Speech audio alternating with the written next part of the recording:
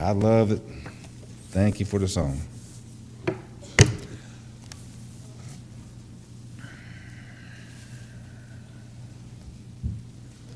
I got about 15 minutes before 8, and I'm going to try to be through and let everybody get home before any more of the weather comes in.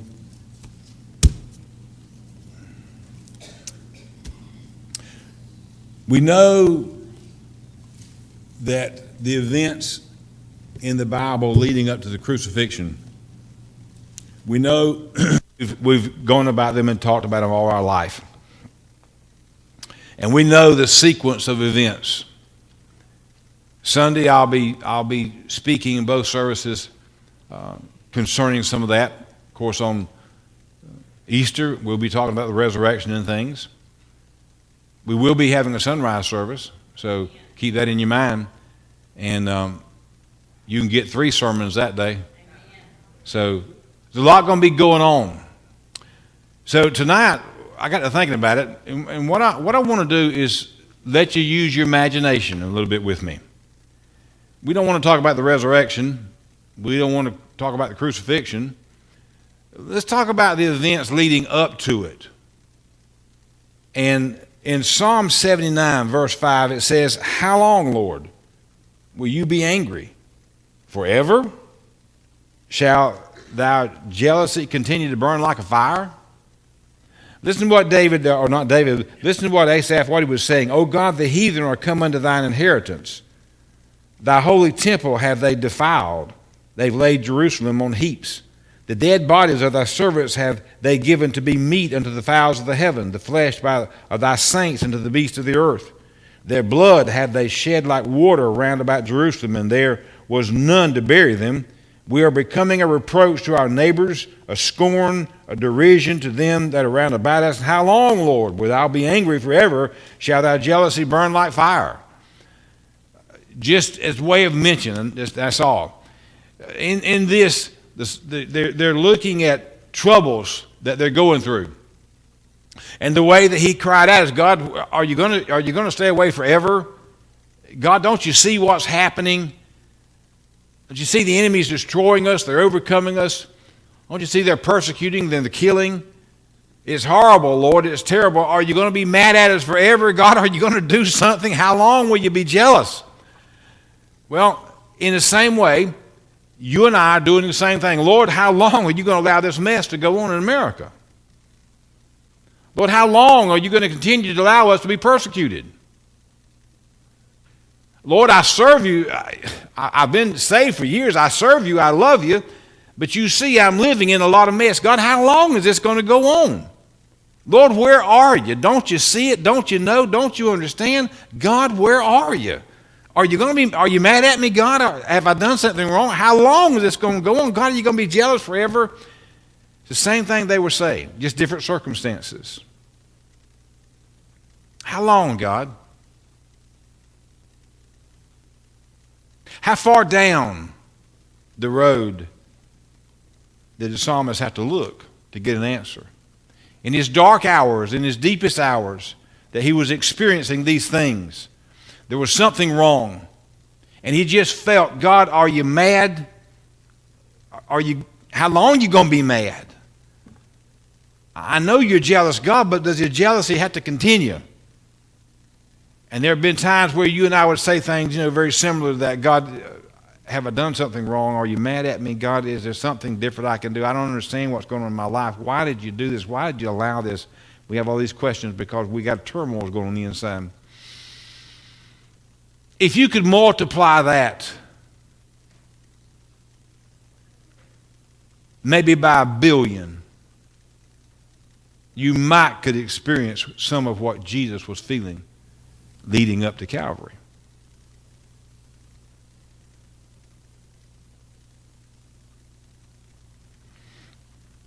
Every one of us have points in our lives where we are tested and tried. When your children don't do good, it hurts you.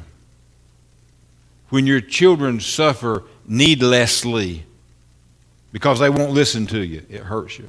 When your children suffer needlessly because they won't listen to you, it hurts you. When your children suffer needlessly because they won't listen to you, it hurts you. And all of these things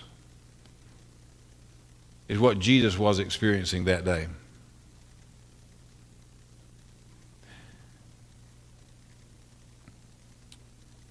Before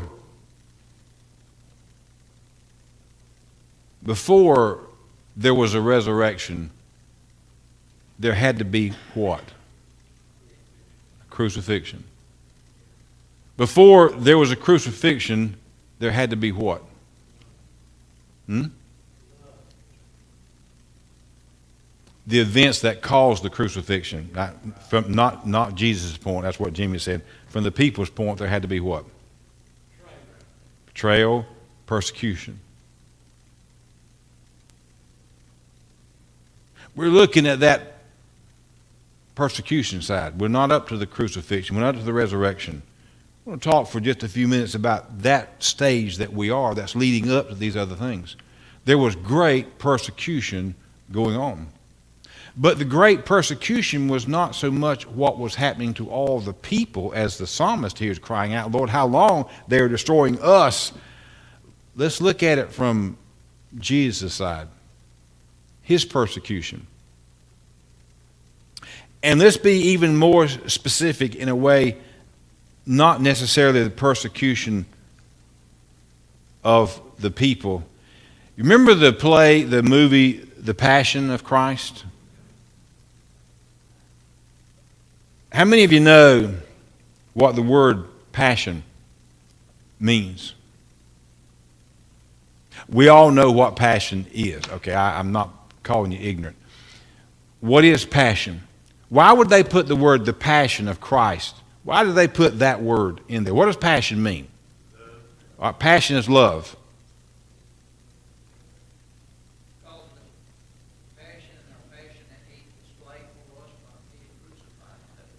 Yeah, well, that's part of it. See, there are two sides to everything, and you need to look at this. If you look up passion, we know it talks about love and hate. Passion can go both ways. You have a passion to love or a passion to hate. And if we look at the cross, as Jimmy was saying, the love before, that had to be a great love, a passion for love. But do you know, well, I don't know. I'll say it another way. If you viewed that movie, would you be more inclined to say that movie was about the passion of Christ, the love of Christ, or the suffering of Christ? The passion of, I mean, what is he? Are they talking about the love of Christ or the suffering? Because you look, there were parts in that movie where you turned your head away, didn't you? If you didn't, you're a stronger man than I am. Because I couldn't watch parts of it. It's still, I see them. And everything in that movie, you see the passion of Christ. But the passion, as they use it there, is it simply means it is a strong, powerful, compelling feeling or emotion. It's not just a passion of love, you know, ooh, Gucci, Gucci, goo. It is something powerful, very strong, emotional. And in dealing with it, they're talking about the suffering that Christ went through. How powerful the passion. How strong was it? His feelings, his emotions that he was going through. But then if you let your mind play with you again, what do you believe that he was, in seeing that movie, do you believe that strong emotion that was so powerful, what was it the suffering that he was going through that they depicted in the beatings that he took, the things that happened to him? Do you believe that that's where his greatest suffering was? Where do you believe it was? What did you say, Billy? See, that's what we don't understand. I believe I say that many people don't understand it. They talk about the great suffering of Christ. And we know that what he went through was tremendous suffering. Physically, it was. But I don't believe that the physical suffering, as great as it was, it could not have had the effect upon him that the suffering he had on the inside because of the rejection.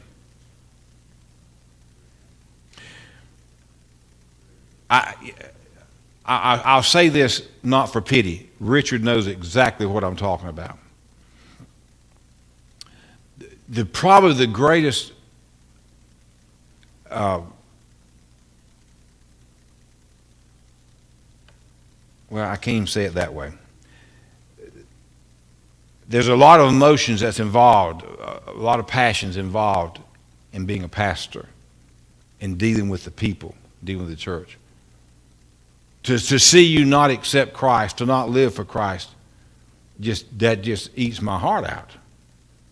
Because that's what my whole life is about, is teaching you and helping you to see the truth so you can get your life straight, and one day we're all going to go to heaven together. To see you reject that hurts. To spend time with you and then see you leave the church, you can't imagine the feeling that has. Because see, that's where the devil works so hard on a pastor, is that whenever someone leaves the church, then the pastor begins to, I begin to feel all of that agony and pain in here of what did I do wrong? What could I have done different? And you begin to really have all these voices talk to you. And the emotional pain that I go through as a pastor is far greater than some of the suffering that I go through with things in the church. I don't know if you understand that or not, but I'm telling you, it's a bad thing. Because you live with your emotions day in and day out. And when you have the love that you should have as a Christian, then your emotions are truly something that causes you great pain and suffering. Christ had gone through these things with his disciples, even to the point that they would all leave him. That's just mind-boggling to me. But that they would all leave him. Everybody that was a part of his life all of a sudden walked away from him. If I had the time tonight, and we're going to look at some of that this weekend, but if we could look at the events of individuals during those weeks leading up to and days leading up to his crucifixion, if we could take those and break them down, it would give you sort of a picture of what he was going through inwardly with the ones he loved the most.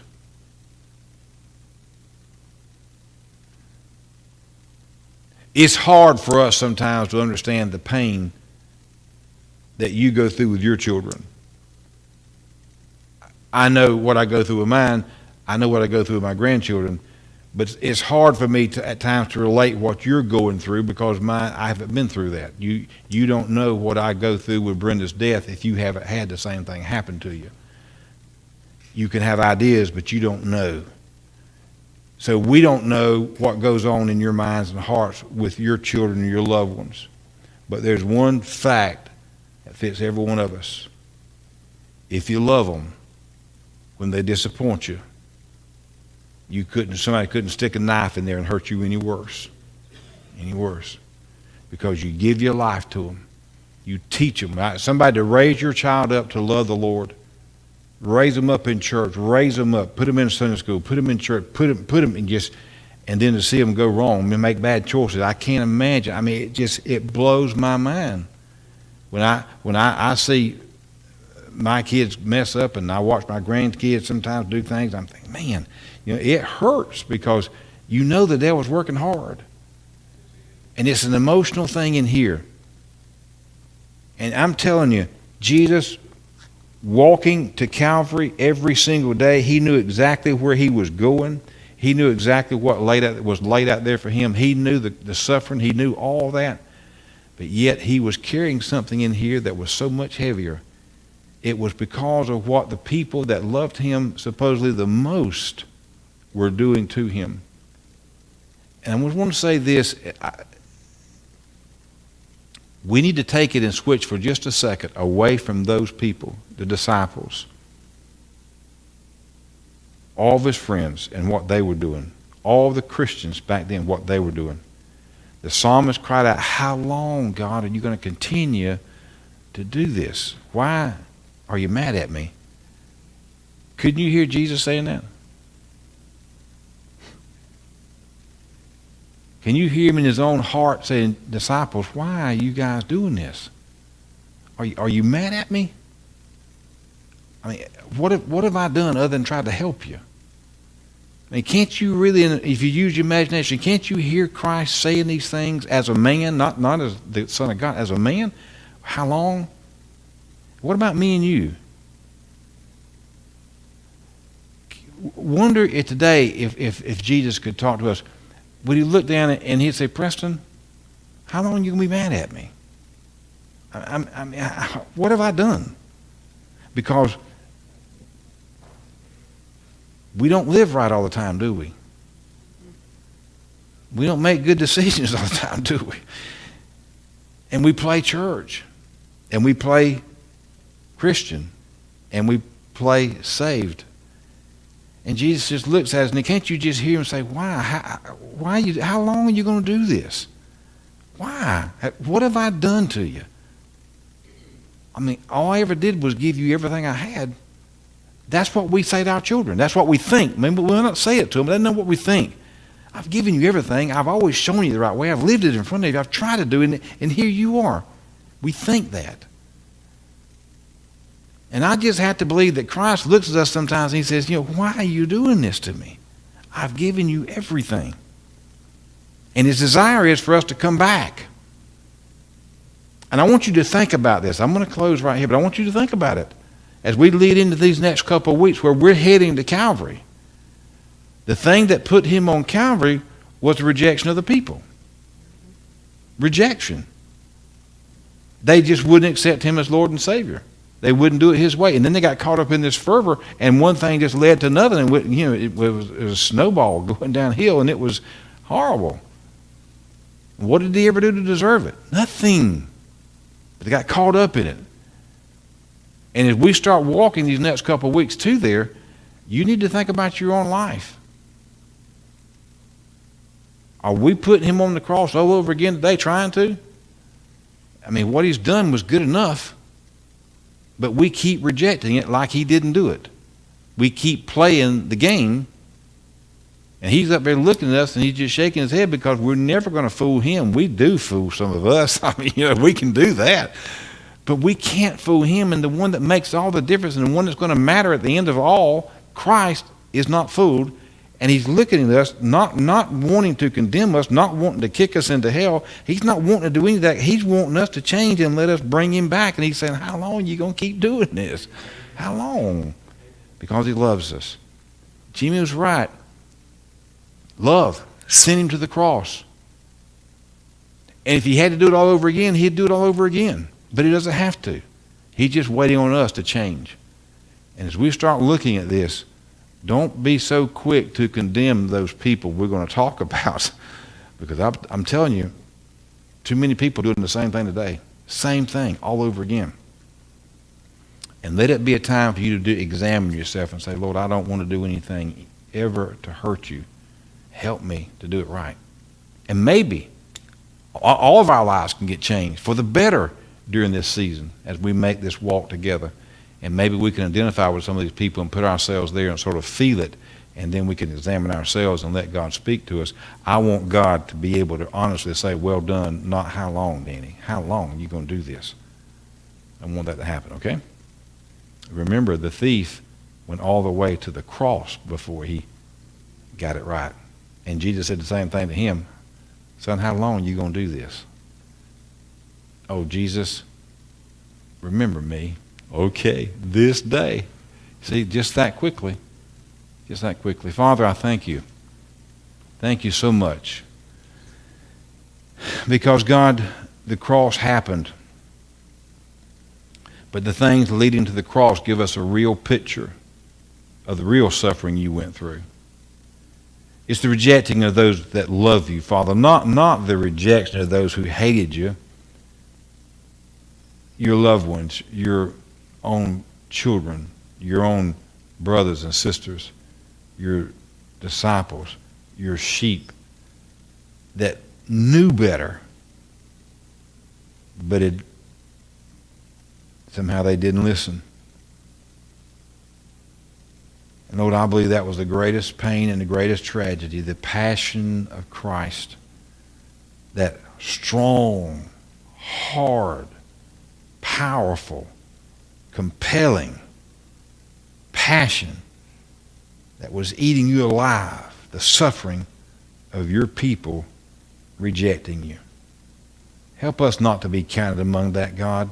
I know we all have in the past, but God, we don't have to continue to do it.